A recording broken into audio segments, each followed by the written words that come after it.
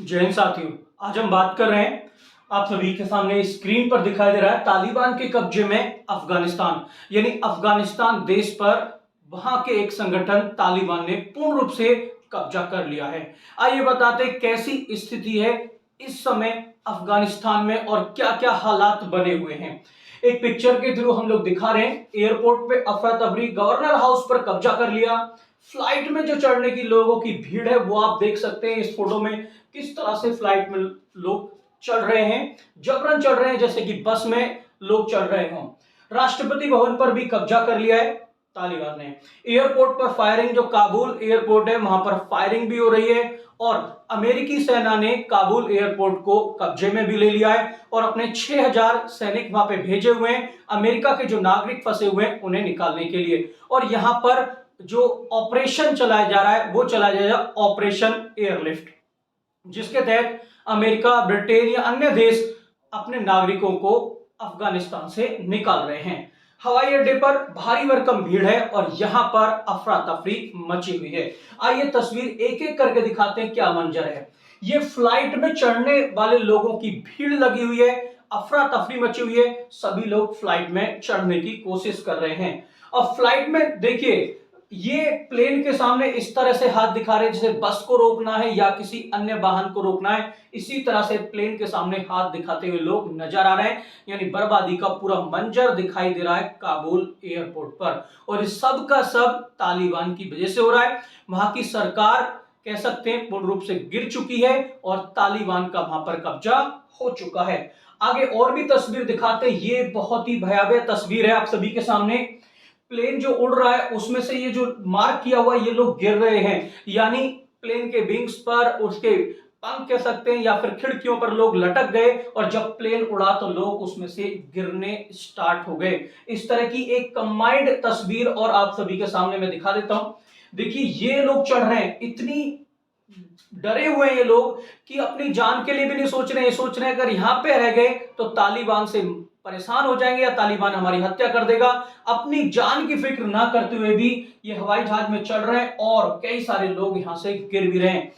हालांकि तालिबान ने यह कहा है कि हम किसी को कोई नुकसान नहीं पहुंचाएंगे, अफगानिस्तान के जो नागरिक है यहीं पर रहे, शांति बनाए, हम किसी को कोई नुकसान नहीं पहुंचाएंगे। लेकिन अगर तालिबान की वही तस्वीर देखें जो कि 90 के दशक में थी, यानी शरीयत कानून के तहत वहां पे कानून चलाया जाता था, महिलाओं को 10 या 12 साल की उम्र के बाद स्कूल जाने की मनाही थी और लोग दाढ़ी बढ़ाकर रहेंगे, यानी पुराने तौर तरीके से लोग रहेंगे, बहुत ही पाबंदियां थी। अगर कोई वहां पे चोरी चकारी करता है तो अंग भंग यानी हाथ काट दिए जाएंगे या पैर काट दिए जाएंगे और सरेआम हत्या भी कर दी जाती थी अन्य मामलों में। इसी तस्वीर को देखते हुए वहां के लोग बिल्कुल नहीं चाहते थे कि तालिबान का वहां पे राज आए। इसी से डरते हुए लोग भागने स्टार्ट हो चुके हैं अफगानिस्तान से।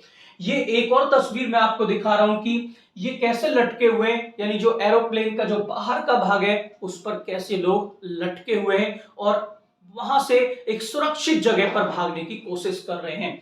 तो ये सारा जो नजारा है ये काबुल एयरपोर्ट का है। अब बात करते हैं तालिबान के बारे में। तालिबान को चलाता कौन है? तालिबान को चलाने के लिए 5 प्रमुख चेहरे हैं।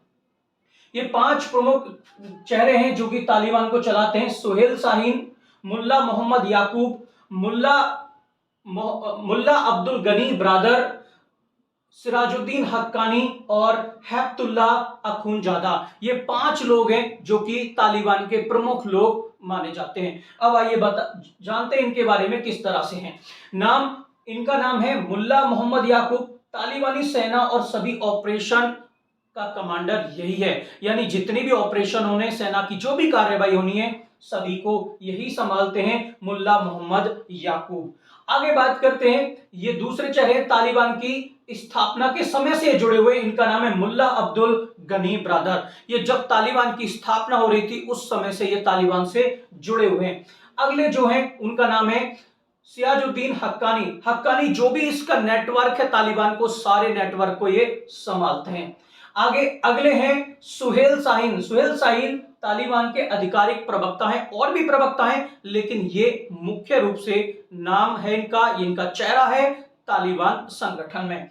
आगे बात करते हैं हैब्तुल्लाह अखुनजादा तालिबान में राजनीति से जुड़े मामलों को पूरी रूप से जो देखते हैं वो यही देखते हैं, और इन पांचों ने ही मिलकर अफगानिस्तान के अंदर एक तरह से आतंक मचाया हुआ है। और इस तालिबान को अंदर ही अंदर, या कह सकते हैं पीछे के रास्ते, पाकिस्तान, चीन और अन्य देशों का भी साथ मिला हुआ है।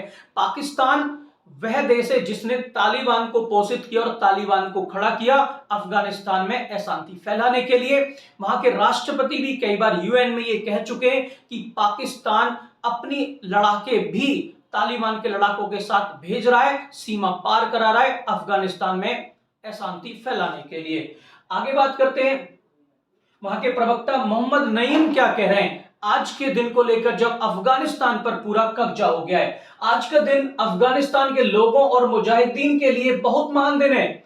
वो अपने 20 साल के बलिदान के प्रयास और बलिदान का फल देख रहे हैं। अल्लाह का शुक्र है कि देश में युद्ध खत्म हो गया। आप देखिए, युद्ध खत्म हो गया। जब लोग वहां के खुश हैं तो लोग भाग क्यों रहे हैं, लोग डर क्यों रहे हैं, अन्य देशों में क्यों भाग रहे हैं, लोग भारत में भी आ रहे हैं और भी देशों में लोग भाग रहे हैं, ऐसा क्यों हो रहा है? यानी ये पूरी तरह से झूठ बोल रहे हैं। यानी ये उसी पुराने 90 के दशक के कानून को लाना चाहते हैं और ये कह रहे हैं कि सभी लोग वापस आ जाइए, शांति रखिए। लेकिन इनके जो ये बयान है पूर्ण रूप से झूठ है, क्योंकि अफगानिस्तान की जनता इस बात को बयां कर रही है।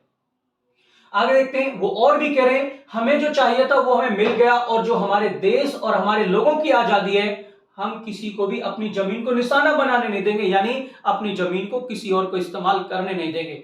असल में था क्या, ये जो तालिबान था 2001 में यहां पर अमेरिकी सेना और नाटो की सेनाओं ने हमला कर दिया था, और उस समय ये जो तालिबान है इसे सत्ता से बेदखल करके वहां पर एक सरकार चुनी गई थी जिसे लोकतांत्रिक सरकार कहा गया था, और वही सरकार क्रम दर वहां पर चल रही थी। तालिबान तभी से संघर्ष कर रहा था और तालिबान ने अमेरिका के साथ एक शांति समझौता किया, और यहां अमेरिका के जो राष्ट्रपति हैं जो बिडेन, उन्होंने अपनी सेना वहां से बुलानी स्टार्ट कर दी। उन्होंने सेना जैसे अपनी सेना बुलानी स्टार्ट कर दी और तालिबान पीछे पीछे वहां पर प्रबल होता चला गया और एक एक शहर करके अपना कब्जा जमाता चला गया।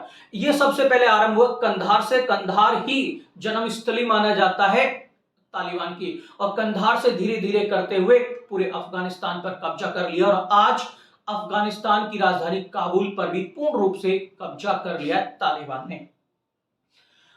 तालिबान भारत के बारे में भी एक बात कह रहा है, पाकिस्तान और भारत के बीच जितने भी मसले हैं वो खुद निपटाएं, वो किसी का पक्ष नहीं लेंगे। अफगानिस्तान दोनों देशों से जुड़ा हुआ है।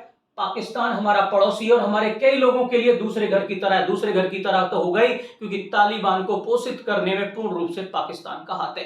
पाकिस्तान के अल-कायदा के साथ मिलकर तालिबान ने भारत में भी आतंक फैलाया है, और अमेरिका का एफिल टावर का हमला तो आप सभी को याद ही होगा। ओसामा बिन लादेन के द्वारा वो हमला कराया गया था। इसी के बाद अमेरिका इसके पीछे पड़ा था और इसे पूरी तरह से नष्ट कर दिया था। जैसे ही अमेरिका और नाटो की सेना वहां से हट रही है, तालिबान फिर से खड़ा हो गया है। आगे बात करते हैं भारत की। तो भारत का क्या स्टैंड था? भारत के लिए मैंने आप सभी को लास्ट वीडियो में बताया था, भारत इस समय यूएनएससी का अध्यक्ष बना हुआ है। भारत ने यहां पर अपना दिमाग चलाया और दिमाग चला के सभी देशों से यह प्रस्ताव पारित कराया है कि तालिबान को देश का दर्जा कोई भी देश नहीं देगा। यानी तालिबान को ऐसे ट्रीट नहीं करेंगे जैसे कि वो एक देश है, यानी वो एक आतंकवादी संगठन है, उसी तरह से ट्रीट किया जाएगा। उसके साथ ना कोई व्यापार होगा, ना शांति समझौते होंगे, यानी कुछ भी नहीं होगा। यानी उसे केवल एक आतंकवादी संगठन की तरह ही देखा जाएगा। ये भारत ने यूएनएससी या कह सकते यूएन में अपनी चाल या अपना दिमाग चला है, जो कि एक तरह से बहुत अच्छा है। लेकिन बात करें चीन की, तो चीन का भी रुख दिखाएंगे कि चीन का रुख क्या है इस चीज पर। आगे बात करते हैं, चीन का रुख आपको दिखा देते हैं कि चीन क्या कह रहा है इस बात पर। चीन देखिए, अफगानिस्तान में तालिबान के नियंत्रण और राष्ट्रपति अशरफ गनी के देश छोड़ने के बाद चीन के विदेश मंत्रालय ने वहां के हालात पर टिप्पणी की है।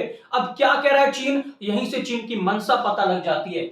चीन के विदेश मंत्रालय के प्रवक्ता कह रहे हैं कि अफगानिस्तान के लोगों का अपने भाग्य और भविष्य का फैसला करने का अधिकार का सम्मान करता है। उन्होंने कहा कि चीन अफगानिस्तान के साथ दोस्ताना सहयोग विकसित करना चाह रहा है। यानी पाकिस्तान वहां के तालिबान को पोषित कर रहा है और चीन की नजर है अफगानिस्तान पर। अब ये क्यों नजर है, क्यों चीन साथ दे रहा है, आपको मैं ये भी बता दूं। अफगानिस्तान की बात करें तो अफगानिस्तान में लिथियम के भंडार हैं। ध्यान से समझिएगा, अफगानिस्तान में लिथियम के भंडार हैं और आगे आने वाले भविष्य में लिथियम की डिमांड बहुत बढ़ने वाली है। क्यों बढ़ने वाली है? जो कि इलेक्ट्रिक कारें चलेंगी उनकी बैटरी लिथियम से बनती है और जो आप फोन यूज करते हैं वो किससे बनते हैं? लिथियम से बनते हैं। इसी चीज को देखते हुए तिब्बत में भी लिथियम के भंडार थे और तिब्बत पर भी चीन ने कब्जा कर लिया और सारे लिथियम को वहां से निकाला है। अब चीन की जो नजर पड़ी है वो पड़ी है अफगानिस्तान की ओर। अब यहां पे एक जो दाव है भारत का, वो शायद चीन के लिए फायदा दे सकता है जाने अनजाने में। कैसे? भारत ने सभी देशों से यह प्रस्ताव पारित करा लिया है कि वो किस तालिबान को सहयोग नहीं करेंगे, लेकिन चीन पीछे ही पीछे उन्हें सहयोग करेगा और जब ये सहयोग करेगा तो ये उनसे गठजोड़ करेगा, समझौता करेगा कि आपके यहां पर मैं माइनिंग करूंगा और जो तालिबानी लोग हैं उन पर इतनी टेक्नोलॉजी नहीं है जितनी की चीन के पास है और चीन उनकी आर्थिक रूप से भी सहायता करेगा तो वो जरूर तैयार हो जाएंगे। भविष्य में यही देखने को मिलने की संभावना है और जैसे ही वो तैयार होंगे तो चीन वहां से लिथियम निकालना शुरू कर देगा और उन लोगों पे कोई फर्क पड़ता नहीं, क्योंकि ना तो उन्हें कुछ प्रोडक्शन आता है ना ही कुछ और आता है। वो केवल जो 90 के दशक या कह सकते हैं 12वीं शताब्दी के अकॉर्डिंग रहना जानते हैं, उन्हीं कानून और तौर तरीकों को वो लगाना भी चाहते हैं। तो ये चीन का फायदा, इसीलिए चीन ने ये बयान जारी कर दिया आज ही कि वो दोस्ताना रिश्ते बनाना चाहता है तालिबान के साथ। अब ये कह रहा है कि वहां के लोग चुन रहे, अगर लोग चुन रहे होते तो वहां के लोगों को भागना नहीं पड़ता। एरोप्लेन में जो मैंने आपको तस्वीर बताई, जो लोग गिर रहे हैं वहां पे बस की तरह, जैसे बस में चढ़ते हैं भीड़ में वैसे चढ़ रहे हैं, ऐसी कोई स्थिति देखने को नहीं मिलती। वहां के लोग डरे हुए और अपनी जान बचाने के लिए वो हर प्रयास कर रहे हैं। आगे बात करते हैं कि आखिरकार तालिबान को पैसा आता कहां से, ये आपको मैं बताने जा रहा हूं। तालिबान को जो पैसा आता है वहां की आय क्या है, स्रोत क्या है? तो सबसे इंपॉर्टेंट पॉइंट और सबसे बड़ा जो है वो है ड्रग्स। दुनिया के 84% अफीम का उत्पादन वो लोग करते हैं और वो बेचते हैं और यहीं से पहली फंडिंग उनके लिए मिलती है। अब आगे बात करते हैं दूसरा क्या है। आय के स्रोत में खनन, माइनिंग उनका एक स्रोत है और माइनिंग इंडस्ट्री से उन्हें 7,800 करोड़ रुपए मिलते हैं। किसको? ये मिलते हैं तालिबान को, जिसकी वजह से वो हथियार खरीदता है और आतंक फैलाता है। आगे देखते हैं उनका जो और बड़ा स्रोत है डोनेशन। अब ये देखिए डोनेशन, दान कौन दे रहा है? कोई मंदिर है, मस्जिद है, चर्च है या कोई एनजीओ है या कोई ट्रस्ट है? क्यों दान दिया जा रहा है? इनके दान की अगर राशि आप देखेंगे तो आपके होश उड़ जाएंगे। 4,000 करोड़ रुपए दान में डोनेशन मिला है। अब ये दान कौन दे रहा है? चीन जैसे ही देश इसे दान दे रहे हैं, जिससे कि ये और फैले और जब ये फैल जाएगा, अब जब ये आतंकवाद फैलाएगा तो दुनिया इस पर रोकथाम लगाएगी और चीन इसका पीछे के रास्ते सहयोग करेगा और अपना उद्देश्य पूरा करता रहेगा। अब तालिबान की बात करें, तालिबान भारत का पहले से ही दुश्मन रहा है, यानी तालिबान और भारत की नहीं बनती है और चीन को यह भी फायदा मिलेगा। अगर भारत के साथ इसकी नहीं बनती है तो चीन इसे जरूर अपना दोस्त बनाएगा, यानी चीन दो दो फायदे अपने देख रहा है। तो ये थी सारी बात किसके बारे में? तालिबान के बारे में। और तालिबान को कहां से सपोर्ट मिल रही है, किस तरह से सपोर्ट मिल रही है, आज के हालात क्या हैं। आज के हालात मैंने आप सभी को बताए। अफगानिस्तान के अंदर तालिबान कैसे मजबूत हुआ ये भी मैंने बताया। अगली वीडियो में बताएंगे कि तालिबान है क्या, मतलब क्या है, कहां से ये बना, किस तरह से ये डेवलप होता चला गया और आज ऐसा हो गया कि इसने अफगानिस्तान की चुनी हुई सरकार को, जिसका अमेरिका को भी सहयोग था, उसे भी हरा दिया और अपना कब्जा कर लिया है। आज के लिए इतना ही। Thank you so much. जय हिंद।